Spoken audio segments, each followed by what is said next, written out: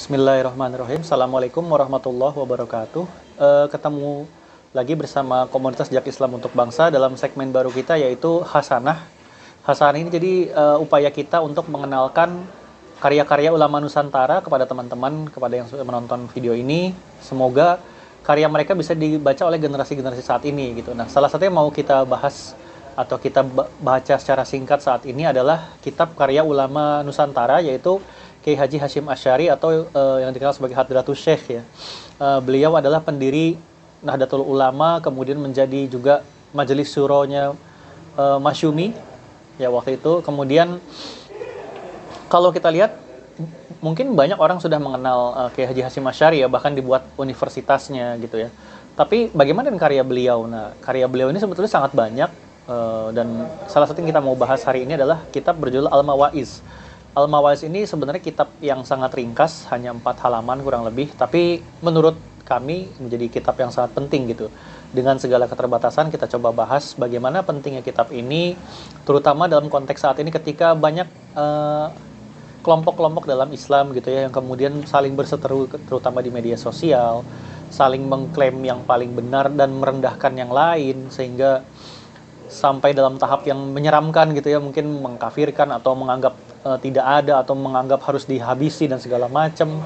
Padahal kalau kita lihat salah satu khasanah ulama Nusantara itu Kiai Haji Hasyim Asy'ari, beliau ulama yang sangat cerdas, kemudian ulama yang juga sangat dalam ilmunya, tapi juga sangat mementingkan persatuan gitu. Dalam sini kita bisa lihat bagaimana kontribusi beliau dalam persatuan Indonesia.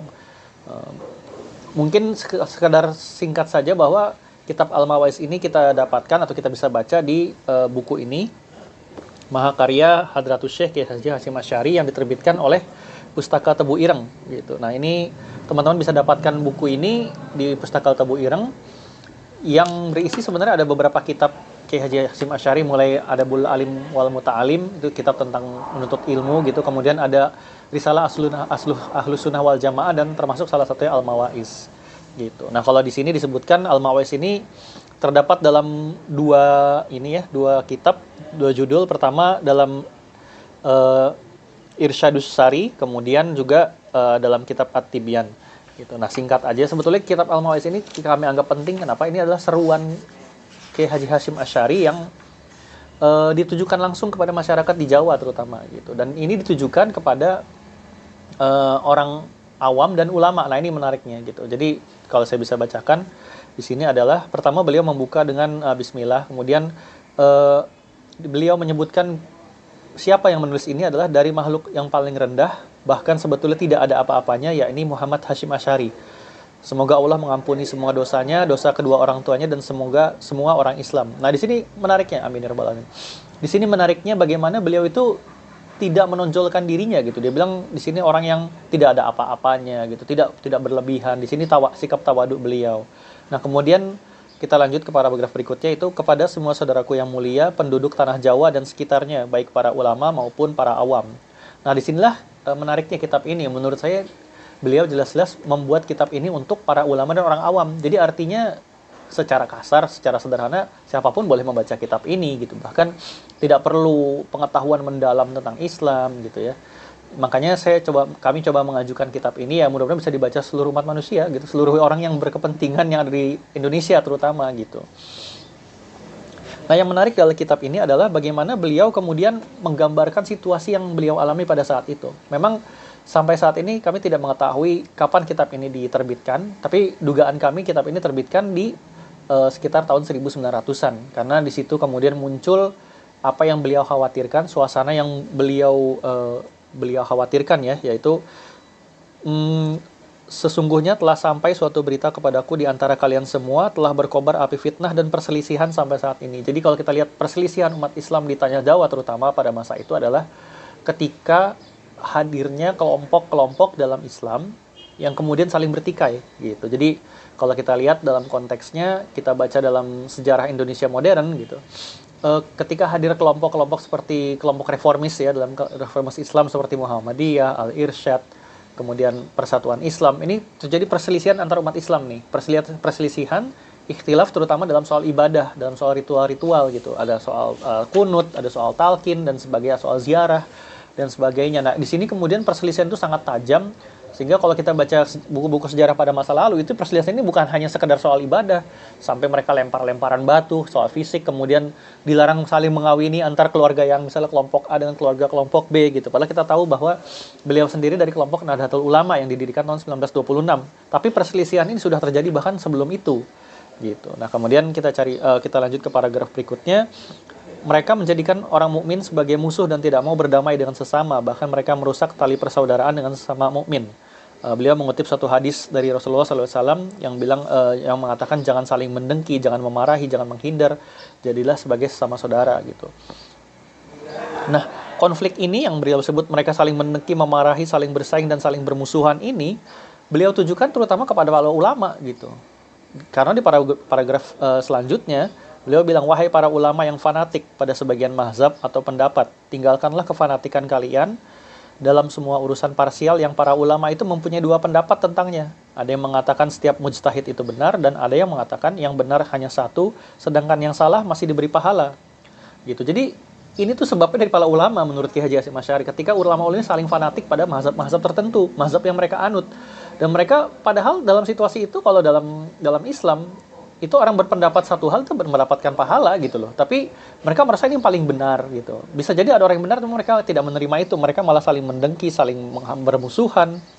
Nah, makanya beliau kemudian katakan, ini nasihat dari beliau yang sangat penting, saya rasa perlu dibaca secara ini ya, verbatim. Tinggalkanlah fanatisme dan jurang yang sudah diberi pahala. Tinggalkanlah fanatisme dan jurang sudah rusak ini. Bersungguh-sungguhlah kalian dalam membela agama Islam. Bersungguh-sungguhlah dalam memerangi orang yang mencela Al-Quran, sifat-sifat Allah yang Maha Rahman, dan orang yang mengaku mempunyai ilmu batil dan akidah yang sudah rusak. Jihad dalam semua itu hukumnya wajib, maka hendaklah kalian menyibukkan diri dengan masalah tersebut. Gitu. Jadi ketimbang orang Islam ini saling bermusuhan dalam perkara-perkara soal fanatisme mazhab gitu, atau pendapat, sebaiknya mereka malah harusnya, kata Haji Hasyim Asy'ari, Ki Haji Hasyim Asy'ari, harusnya malah membela Islam, membela Al-Quran. Karena pada masa itu juga banyak orang-orang yang mencela Al-Quran, mencela Islam. Kita lihat pada masa tahun 1920-an, 30-an, itu banyak sekali kemudian orang-orang pribumi yang berpendidikan barat, mengecap pendidikan sekuler, sehingga mereka mempunyai sikap-sikap Islamofobia. Mereka mencela Rasulullah SAW, mereka mencela Al-Quran gitu ya, ajaran poligami misalnya, kemudian mereka mencela Islam itu tertinggal. Bahkan ada satu tokoh nasionalis yang bilang lebih baik dibuang ke Digul, pahalanya lebih besar ketimbang naik haji misalnya, seperti itu. Nah, itu menjadi masalah pada masa itu. Tapi orang Islam malah sibuk bermusuhan dalam soal pendapat dalam beragama gitu. Atau bahkan beliau menyebutkan begini, wahai para penduduk di antara kalian terhadap orang kafir yang memenuhi daratan ini, siapa dari kalian yang ingin bangkit untuk mempelajari mereka dan menunjukkan mereka jalan yang benar? Jadi Ki Haji Hasyim Asy'ari kemudian bertanya lagi, daripada berantem, kalian sebaiknya membela agama Allah misalnya, dan kemudian kalian sebaiknya berdakwah kepada orang-orang non-muslim gitu, karena mereka banyak di negeri ini gitu. Tapi mereka malah tidak mau untuk berdakwah, malah sibuk dalam bermusuhan gitu. Dan kemudian beliau menyinggung lagi para ulama gini, kalian para ulama seharusnya dalam masalah seperti ini sungguh-sungguh dan fanatik gitu, tapi malah sibuk bertengkar gitu ya, dan kalian memprovokasi para penduduk gitu.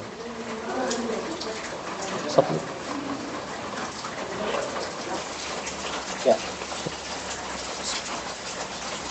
Ki Haji Hasyim Asy'ari menyebut para ulama inilah justru yang memprovokasi penduduk gitu untuk bersikap fanatisme buta gitu, dan keinginan saling bersaing dan mendengki di antara kalian gitu. Bahkan beliau menyebutkan seandainya Imam Syafi'i, Imam Abu Hanifah, Imam Malik, Imam Ahmad, dan Imam Ibnu Hajar dan Imam Ramli masih hidup, mereka semua akan mempertegas keingkarannya kepada kalian dan tidak akan menanggung akibat dari perbuatan yang kalian lakukan. Jadi beliau mengingatkan fanatisme ini tuh nggak ada gunanya dan bahkan tidak dihukum oleh para ulama di masa lalu gitu ya. Jadi ini adalah sikap yang tidak diredoi gitu, seperti itu. Dan kemudian beliau kemudian kembali lagi menyebutkan, ketimbang orang bermusuhan, kenapa kalian malah nggak mendakwahkan orang yang meninggalkan sholat gitu.